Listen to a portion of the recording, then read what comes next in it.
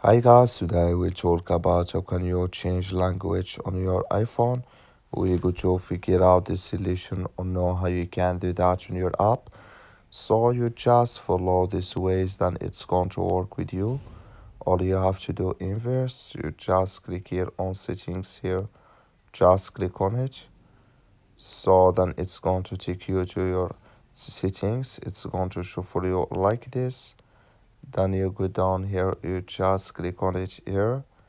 You click here on general here, just click on it. So then you come to next step, it's going to show for you like this.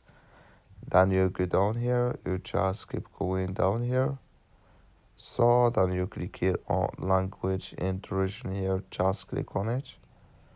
So then you come to next step here, it's going to show for you like this.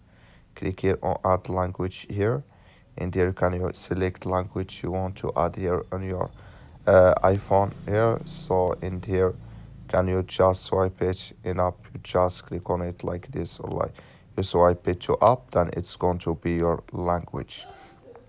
As all, thank you for watching. Don't forget to support us by liking and subscribe.